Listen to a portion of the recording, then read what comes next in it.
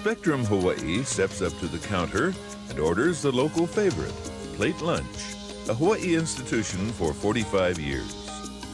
Philosopher of the Blues, Brownie McGhee, teaches us what it means to be an entertainer. But first, the Zen-inspired arts of Japan, particularly the ink paintings of Muromachi, are a prelude to serenity.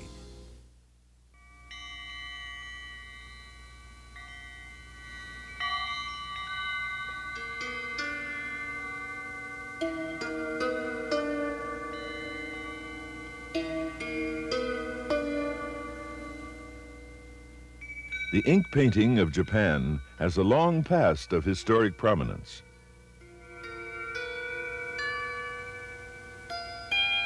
The history of this art rose from the rustic fundamentals of Zen Buddhist monks in the 14th century to consummate professional mastery in the 16th century. I would say there is a great veneration of Japanese art by the Japanese people right down to this very day.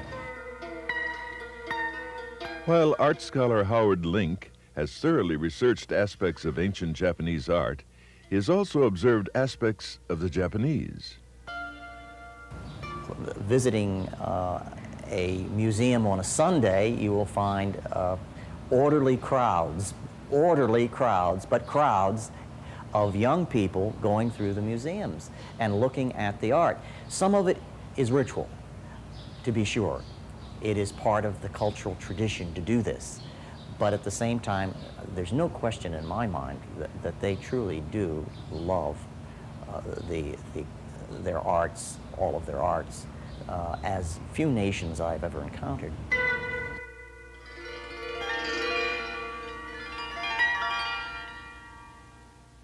The Honolulu Art Academy's recent Muromachi exhibit placed on display 30 registered cultural properties of the Japanese government.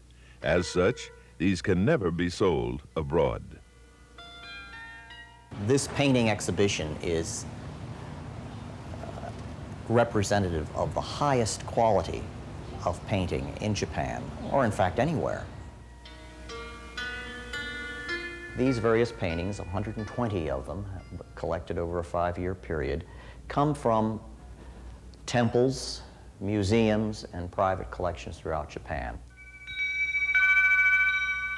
What is called the Muromachi period occurred when Japan was a feudal society and a society of scarcity. I would say the Muromachi age was a great period for a frugal world. And that is reflected in everything. The simplicity of everything. The lack, a refinement in what they had available. Great wars brought an age in which they had to do without. And they did without with such taste. That's what it's about.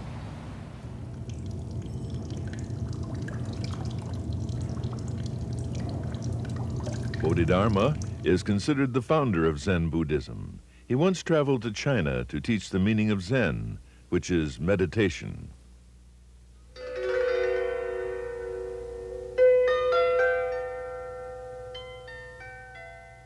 Zen Buddhism has influenced many of Japan's arts by informing the Japanese aesthetic principles of the rustic, the simple, the frugal, and the intuitive.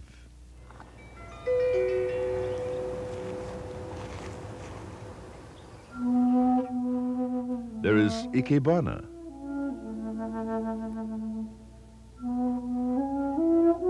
or King Kakuji, the Golden Pavilion of Kyoto, a retreat for the third shogun, where Muromachi paintings were displayed. Ginkakuji, the Silver Pavilion, was a retreat for the 8th shogun. This dry landscape is a replica of Kyoto's Ruanji Garden.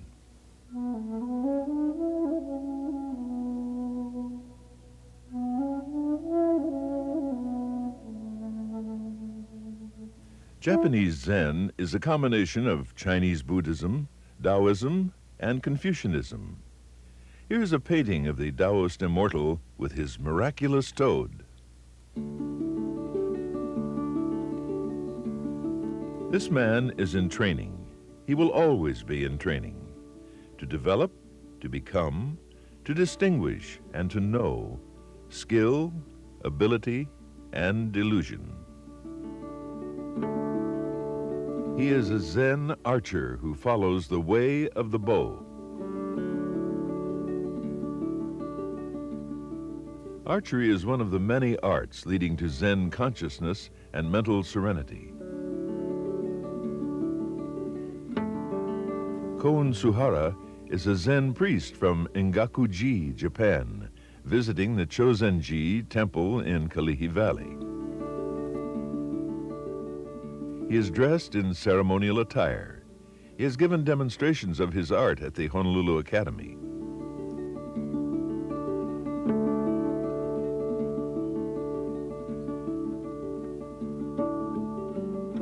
By attaining proficiency in the art, a way of life is gained. Therefore, Zen archery is never called a sport. Rather, it fosters a return to the natural, original self.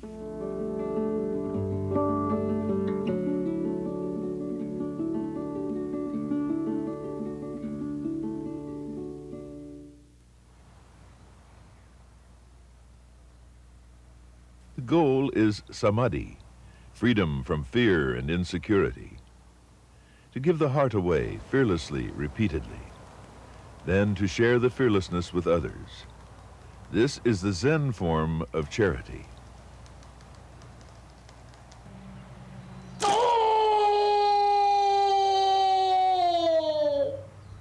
During the Muromachi era, the Zen monastery was a center of art and learning. One member of such a monastic community was the great Japanese painter, Seishu, whose work is the centerpiece of the Academy's exhibit. Here he painted Bodhidharma, who was reputed to have sat facing a wall for 9 years. He's being approached by Huiko, who was offering up his severed arm to prove his determination to seek instruction from Bodhidharma. Sesson, the last great master, brought Muromachi ink painting to its final stage. In Sesson's famous monochrome landscape painting, both movement and stillness are expressed with his mastery of restraint. Restraint is a recurrent feature in the art of calligraphy as practiced by Jackson Morisawa. Each movement is made as if one's life depended on it, yet spontaneously.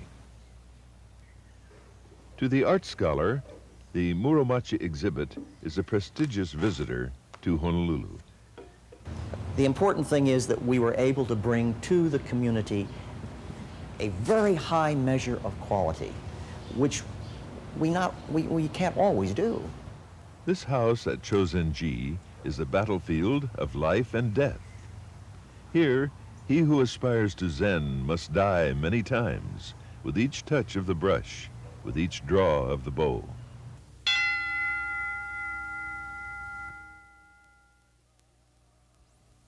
Beef stew and rice, beef stew and rice, beef stew and rice, spaghetti plate, deluxe, beef stew and rice, spaghetti plate, deluxe, one small Simon, one large Simon, one small Simon, one large Simon, one deluxe, 1 ton min, hamburger steak, hamburger steak, beef curry stew, hamburger steak, beef curry stew, liver and onions, liver and onions, liver and onions, show you chicken, beef, tomato, fried egg sandwich, tossed green salad, tuna sandwich, pork tofu. All beef and cabbage, shot soup, comes of the day. Cabbage, soup, soup of the day. Sweet sour spare rib, jello, cut pie, alamo, Portuguese bean.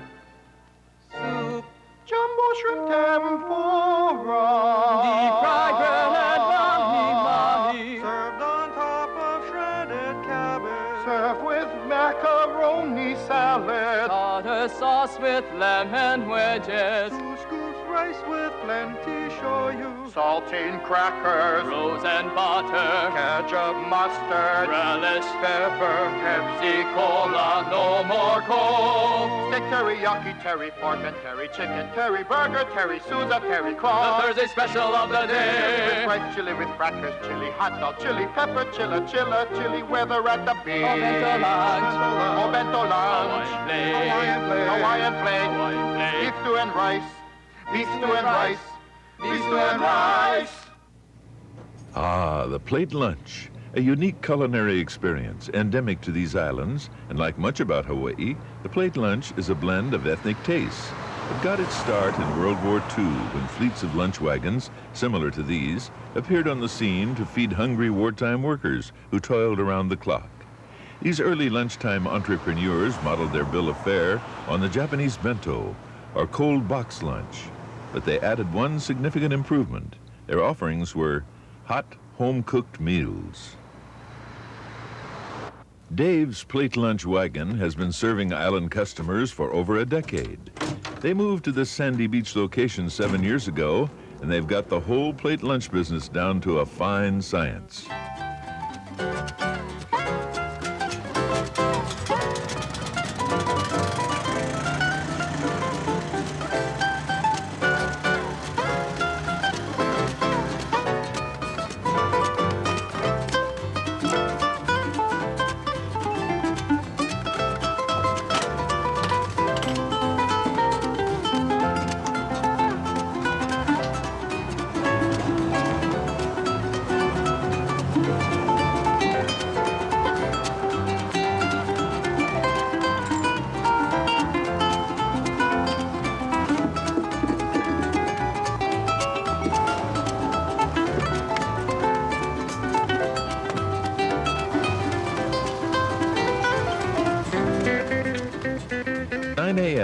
Just 15 minutes after arriving at their location, and Dave's is open for business. But their workday started long ago, in their home at 4 a.m., preparing the day's entrees, and quitting time doesn't roll around until 5 p.m. It's no wonder there's only one way for Dave to get good health. There's all my kids and everything in our families. If we was hired, we hired people, cannot stay out here that long, for many years. With dozens of entrees crammed into every nook and cranny of the lunch wagon, Dave's will sell some 50 to 75 plate lunches a day, 4 days a week, not to mention countless sodas, sandwiches, candy bars, and shave ice. Good. $3. Right? Yep, and your plate lunch comes out at that one. All right, thank you. Thank you. Ah, so nice. Very good. Right.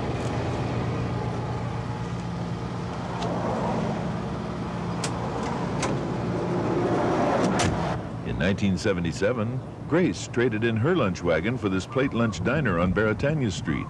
It was a good move, for in 1984, Grace has added this location on Alakea Street, and inside, lunchtime is nothing short of organized madness, with 300 plate lunches the typical midday volume. That's 3 per minute, with chicken katsu, the big seller. Controlling all this chaos is manager Michael Hasegawa, an 8-year veteran of the plate lunch campaigns. And who better to tell us about this lunchtime favorite?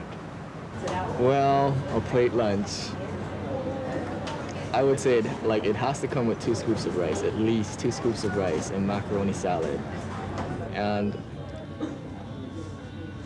chow fun, and kimchi, and plus your regular food, right? It's this regular food that sets the plate lunch apart. Or just as Hawaii is a melting pot of ethnic races, the plate lunch is a melting pot of ethnic tastes, lending new credence to that old saying, you are what you eat. Well, we have Japanese food like teriyaki, beef and pork, teriyaki beef and pork, we have shrimp tempura, chicken katsu. Also, we have a Hawaiian plate, and we offer a kalua pig too. And Filipino food like chicken adobo and pork adobo. And we also have Korean food. We have kalbi short ribs and a bonus Korean-style chicken. And Chinese food such as we have a chicken salad. Also have sweet sour spare ribs and oyster sauce chicken. And we even have haole food, like roast turkey and stuffed cabbage and Swiss steak and all types of food we have over here.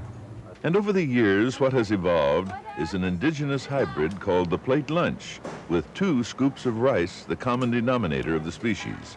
And so it is that a mixed plate of sweet sour spare ribs, chicken katsu, and kalua pig with a side order of kimchi becomes a microcosm of Hawaii, the state. The late 70s brought the mainland fast food franchises, eager to do battle with a humble plate lunch. Indicative of local loyalty, the plate lunch place has survived and even flourished in the face of this high-powered corporate competition. In fact, growth patterns have leveled off for the mainland fast food outlets, while the plate lunch chains keep adding bigger and better locations like this, the Vineyard Zippies, their 15th store and a pinnacle of plate lunch decor, complete with valet parking.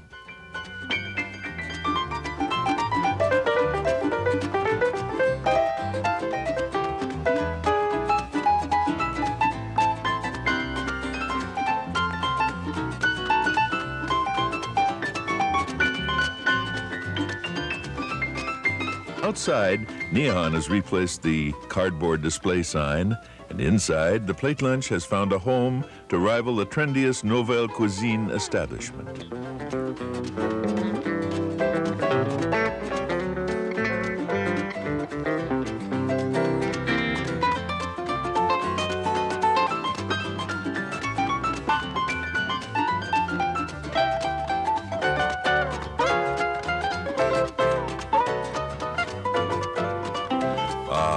Plate lunch. In 45 years of existence, it never looked so good.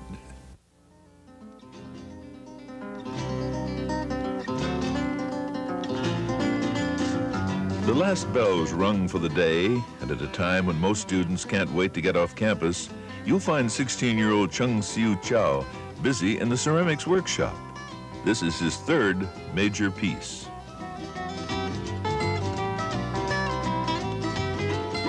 Seeing all those beautiful things in life, and you transfer those beautiful things in life into drawings or sculptures. That's what I believe in as an artist.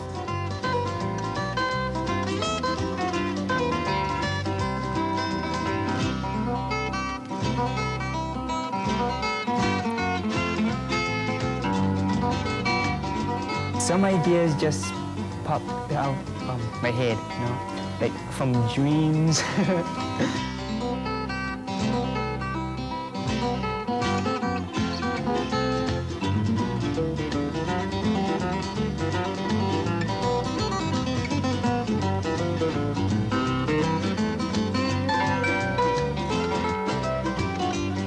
It gives me a natural high, you know, the natural high feeling that you accomplished something with your own hands and with your own, this just like your own creation. You know, like you're a god or something, yeah, this creator.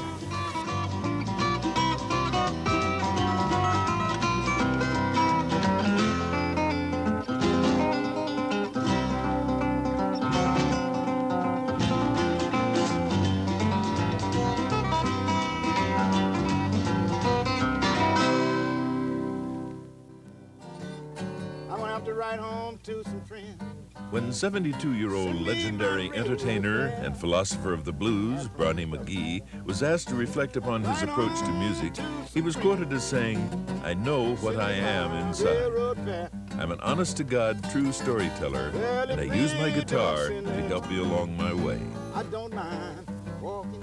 I lived through the strolling 20s. I coped with the dirty 30s. The naughty 40s, I looked right and I looked left. Nifty 50s, I took a chance on life. I got married, started a family. Dicty 60s, I began to realize the world was in a bad condition. Heavenly 70s, I made it, I'm here. You hateful 80s, I don't know what's gonna, but I'm a part of it. And I have songs for the naughty 40s including me. People identify me as a musician, and I tell them I know what I am. But I am to people what they think I am. I am an entertainer. I was born to entertainer because I use my guitar and my piano and my horn to substantiate my stories, to keep them from getting boring. I only play what I feel, and I feel what I play. If you ask me to play for you, I'm involved. It's Brownie McGhee, not you. That's why I don't back people up with my guitar, because I only play Brownie. And when I'm singing Brownie. And so a musician plays what you hand him because it's read. And my music is to be played, not read. Please don't turn old Brownie down. Stranger blues. My farm is the most important thing in the world. But the content that went into my songs is my environment, my happenings, my surroundings, my persecutions, my joys, and my sorrows. Teardrops cause these wrinkles you see in my face, if you can see them, where they still roll down. Teardrops cause those. But now, I cry inwardly, so I've outlived the wrinkles. And the content that goes in my songs, I know it, nobody else don't know it. I lived it, I don't imagine it. Why I tell you that I was hungry when I wasn't hungry? Be lying. Why I tell you that I was broke when I wasn't broke? Because I wasn't born with a silver spoon in my mouth. Why did I tell you that I had my mother and father, they separated when I was 5? I'm from a broken home. Tell it like it is now. My mother and father didn't get along. They were stupid. I wish I only knew what separated them. But I didn't let it rub off on me to see if my mother and father would have lived. I wouldn't have been in this condition. I'm in better condition now. I didn't know, but I do know now. Something was wrong with them. It wasn't me. So I was born with the blues. When I got married, I lived with them. I got a beautiful family. I lost my wife 10 years ago. I tried that too. I lived with her 30 years. And I wrote about those things. And that will be the title of my book, Born and Living with the Blues. The blues bought everything I got. I got me a nice home. I got me some cars they all pay for. I ain't rich, but I'm happy. 2 legs, 2 arms, 2 eyes. People stare at me as I go by. The reason is I don't know. Well, it happens everywhere I go, and I wonder why, Lord. Please tell me why. Blues is truth. It's a living thing. It's my life, my love, my joy, my all. That's all it was. Put that on my tombstone. That's the biggest question. Why? I don't know. I'm not a politician. Not religious. Just a question. Well, I don't know now, but I'll find out someday by and by. People that talk about this and that, I want to tell you this from under my hat. Lord, the way it is, I don't know. Well, it happens everywhere Brownie goes, and I wonder why, Lord. I have a formula for what I'm doing. If I can't pat my foot, I quit. And I was told when I was young that string instruments were the devil's works. Religious fanatics. I come out of that part of the world. By and by, by and by, by and by. Yeah. I asked my father. He used to talk to me when I was young, and I couldn't understand him as I was singing. And when I got big enough to talk to him and ask him why, he always say things. What do I know about the graveyard holding secrets that I'd never known? I couldn't understand that. And I wrote it down because blues is truth. And I call it, and I started off like this, and I'm talking to him, and I get involved.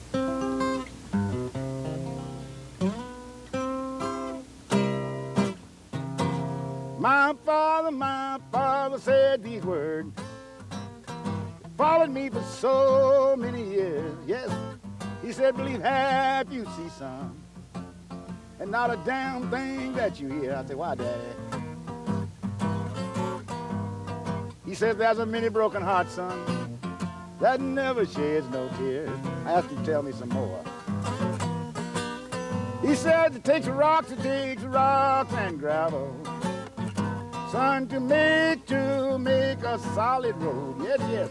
He says, everything that shines, son, don't you know it can't be told? Why? Can't be gold. He said, the graveyard holds secrets, son, for that will never be told. I didn't understand it. Ask for some more information. He says, the long, son, the long of the road, short, well, the short of the turn. Yes, yes. He said, now I want to tell you something. Why, you young boy?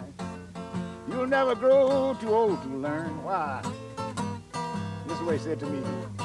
He says, old coals will kindle love and hate, son, and they will light up and slowly begin to burn. Tell me the truth. What are you talking about, Daddy? He says, if you want, son, if you want to be loved, here's what you got to do. Yes, yes. He said, you got to love somebody.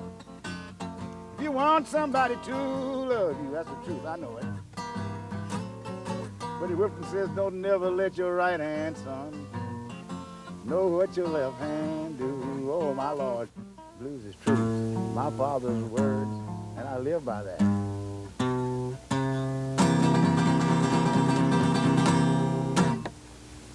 Better believe it. You know the blues is a mother. Don't forget it, brother. Been having sex with the world a long time.